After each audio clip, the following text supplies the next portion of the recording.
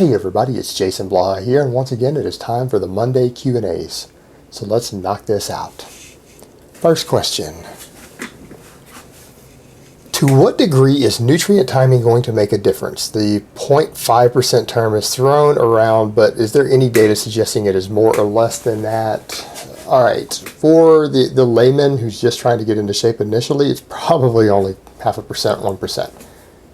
For people who are getting a little more serious in their training, who have slightly more serious goals, and most definitely athletic goals, if you're going to compete in anything at all whatsoever, this holds true. But generally for people who are outside of that early novice phase, yeah, nutrient timing does matter. People who are saying it doesn't aren't looking at the big picture. You'll find people like Mike Israetel has broke this down in his Renaissance Periodization book. You'll find guys like Alan Aragon will break this down, that yeah, it can contribute to about 10% of your total results in terms of your diet. Obviously, things like calories is actually the biggest thing. Don't let anybody tell you otherwise. The caloric intake of your diet is actually the largest segment in terms of what your diet does in terms of your performance, body composition, everything else. But nutrient timing is there. It falls behind things like macronutrients, carbs, fat, protein, and of course calories. But it can make up around 10% of your results. And it doesn't mean that that's a tremendous amount, because let's say if you're talking about fat loss, that's the difference between losing 9 pounds versus 10 pounds of fat over a period of time. That's the difference between over the course of a year gaining 5 pounds of muscle versus 4.5. So it's not a massive difference, 10%, but it is a difference. And if someone is really trying to glean an edge in any sort of competitive environment or maximize their results, nutrient timing can become pretty important. And it can become very important, particularly when you start going into something like a calorie deficit. It absolutely matters, particularly your timing of your meals around your training. As far as pre-workout and post-workout meals, yeah, they can actually start to become important. They're not going to make or break you, but 10% is significant. So that's generally where it's going to be at. But for people who are first starting out, it's probably less than 1%. All right, next question. Are you still on a ketogenic diet, and are you still dieting at all? If so, do you have plans to drop low enough to see your abs? Well, I'll post the meme I did this morning.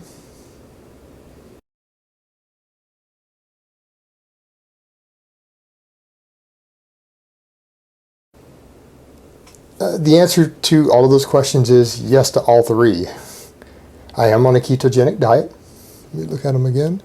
Yes, I'm still dieting. I have decided to maintain my weight for a few weeks because I'm trying to rebuild some strength and recomp a little bit. My strength is shooting back up really well since I did a refeed a week ago. And I am now just kind of at maintenance calories for a little while. So I'm going to stay there for just a little while, and then I'm going to go back into cutting because I do have more body fat and weight I need to drop. So that's kind of what I'm doing there. But yes, definitely still dieting, and most definitely not trying to gain any weight. And as far as seeing my abs, yeah, I am getting leaner. I don't quite have a six-pack yet. My skin is still a little looser on my waistline from the previous fat loss. But again, as I get leaner, that should sort out. And yes, I will eventually have decent abs. It's just a matter of going the course and sticking it out, which I've done pretty well so far. I'm down over 40 pounds on this cut. So progress is coming along.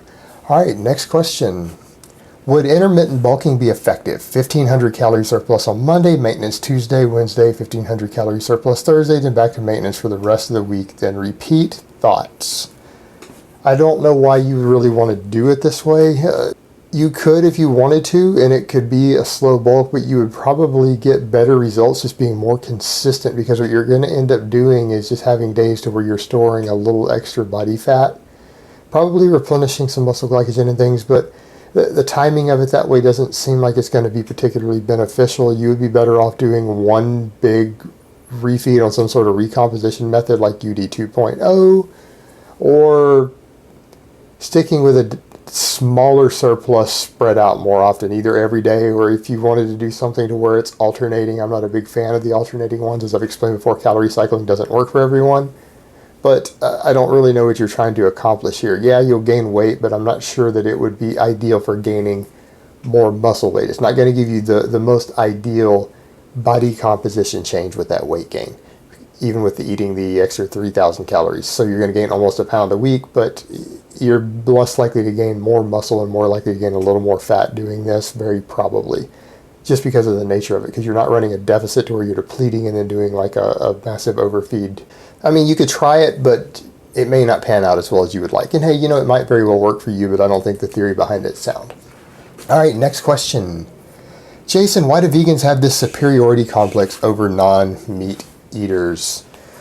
When I wasn't eating meat, I didn't have that, and I tried to explain that to people. And what I think people don't realize is that when you talk to people who have these sort of beliefs, the majority actually aren't judgmental. The majority consider it personal ethics. They don't care what other people believe. It's just their personal beliefs. And they don't have that attitude about it.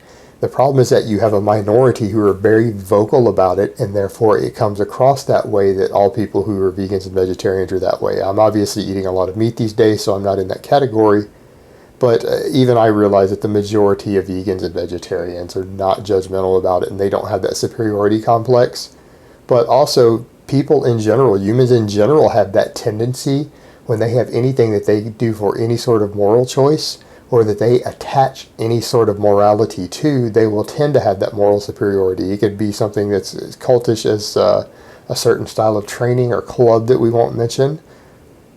Can have that moral superiority all the way to people's choice of religions or anything else that people choose to do that they think has any sort of basis in morality, or people will sometimes just assign morals with in-group, out-group bias. So it's just a human tendency that a lot of people have, and if someone has that potential tendency in them and they undertake something that sets them apart from other people for whatever reason, whether it's a training style or a diet or a religion or anything else, that type of person will simply develop that moral superiority. All right, next question. What is your opinion on doing the big 3 lifts on separate days and assistance work on separate GPP days? For those who don't know what GPP means, that means general physical preparedness. Yeah, if you're going to do the big 3 lifts on separate days, meaning you're just going to focus on them all together, that's perfectly fine, and then do GPP on off days, perfectly reasonable. It's a good way to go about training. So you might come in and do your squat, bench, deadlift Monday, Wednesday, Friday. Then a different 3 days a week, you come in and do GPP work, everything from barbell complexes to sled drags to kettlebell swings or whatever it is you're doing for GPP. And that is actually a very decent way to go about it. As long as you're alternating them, you'll adapt to it fine, and it can be a very, very effective method. Now, if you mean spreading them out and having an individual day once a week for each big lift, I don't recommend you do that unless you're on a pretty hefty amount of drugs. Most drug-free lifters are just not going to get the best results doing something like that. They're going to want a higher frequency than that. So it really depends on what you meant by the question. All right, next question. Why is something like the floor press praised as a good movement, but bench pressing with your feet on the bench shunned upon when a floor press has no foot support? As well, is it the lack of range of motion that makes the floor press safe? No, guys, it's not about the range of motion. It's about the fact that with a floor press, you're very secure. You are safe because your butt, your shoulders, everything are stuck on the ground, and when your elbows hit the ground, you can't shift over and get hurt really. You could get pinned, but it's easy for a spotter to help you there. When you put your feet up on top of a bench, and remember, a lot of the floor press, your feet are not up on a bench, and even when they are on the floor, people who do them flat-footed, they tend to have those spread apart a bit. It gives a more stable platform.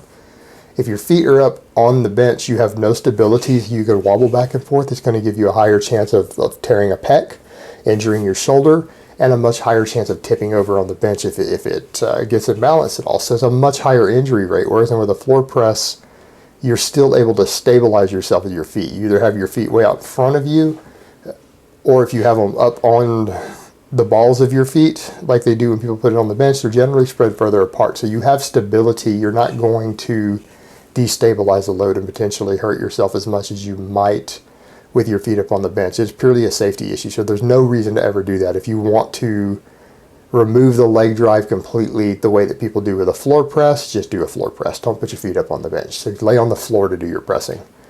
All right, next question.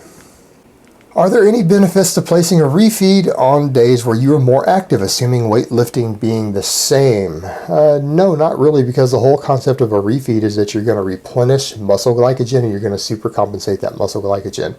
If you're just more active, you're burning through more calories, and it's not necessarily giving you the benefits that you want. If anything, for most people, I would recommend, if you understand the purpose of a refeed, that you do a refeed on a fairly low activity day or the afternoon of, say, some heavy training. If you wanted to come in on a refeed day and do some very hard training in order to further deplete yourself before the refeed starts, that can be an effective method if you want to do it on the same day, but you don't want to be doing a lot of physical activity that you can avoid on a refeed. It can, in some ways, it could offset the benefits to it for some people, and it's certainly not going to have any benefits to actually doing that, because your goal on the refeed day is not to be burning through calories being more active, it's to replenish and recover and supercompensate. So it's not necessarily going to help you in any way. All right, next question. How could one incorporate Atlas stone lifts, tire flips, and other strongman exercises into one's regimen for a non-competitive lifter just for the fun of it? For instance, full body Monday, Wednesday, and Friday, and do 1 to 2 sets of singles on the squat bench, and then proceed to the Atlas stones, tire flips, finish off with 2 to 3 sets of arms.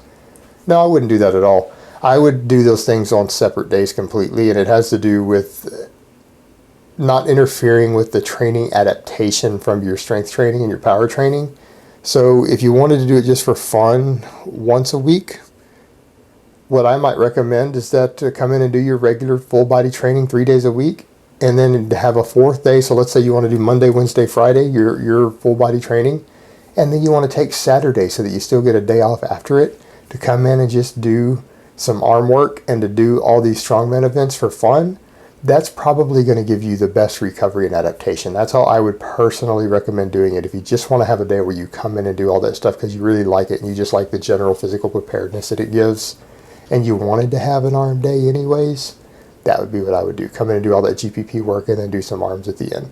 And then give yourself another day off from that before you go back to the serious full body training. That's just one way to do it, and I'm not saying that's the right way or the only way. That's just what I would recommend in this situation.